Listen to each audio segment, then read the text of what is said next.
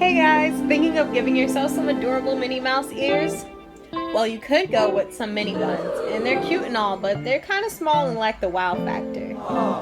Now, you can never go wrong with some good old Afro puffs, but it still doesn't scream Minnie Mouse. See, now these really look like Minnie Mouse ears. They're flat, they're neat, and they're actually really easy to do. Please get dressed in desired outfit prior to attempting this hairstyle. Failure to do so may result in getting stuck trying to get out of the wrong outfit. Please consult a friend to assist you if you find yourself having this problem. Back to the tutorial.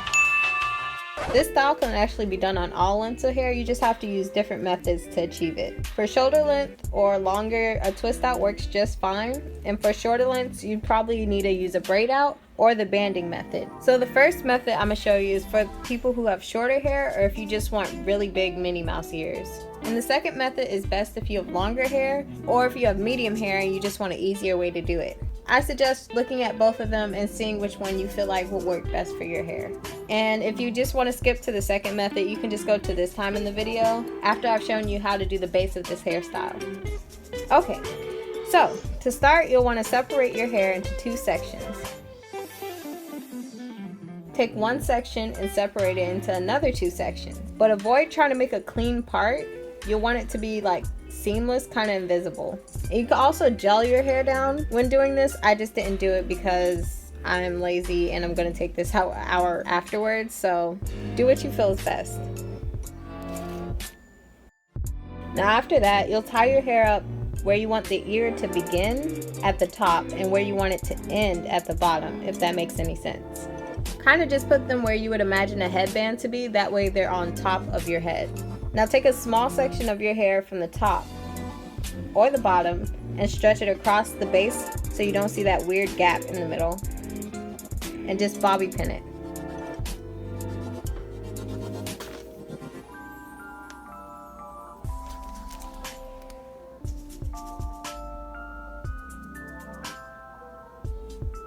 Okay, so after that, if you have shorter hair, you'll kind of want to start to stretch it out and gather the ends of your hair to kind of map out how big or small you'll want to make your ears. Get a bunch of bobby pins and gather your hair at the bottom and pin it to secure it into place. And you're going to repeat this all the way up from the bottom until you reach the ends of your hair.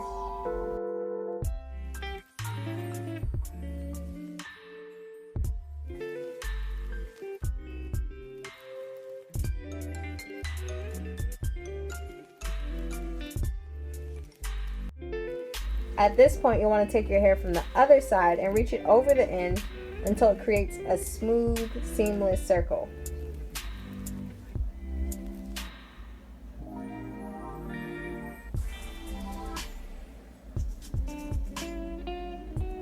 Bobby pin it into place and continue to secure the rest of your hair.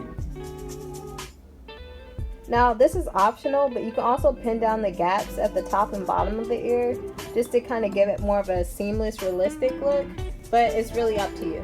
After this, you'll want to kind of flatten the center of the ear down just to give it that more realistic look, and also you can bobby pin it just to give it more security.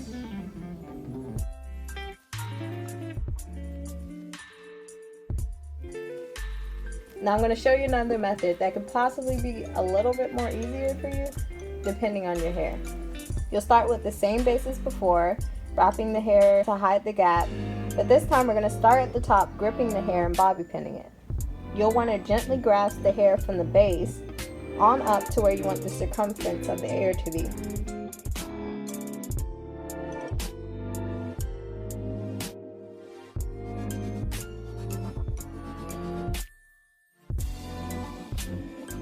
And just continue doing this until you reach the bottom. You can remove some of the bobby pins later just so you don't have, a bunch of bobby pins in a row in your hair. After the shape is created, your hair will pretty much stay there if you have a few bobby pins to secure it.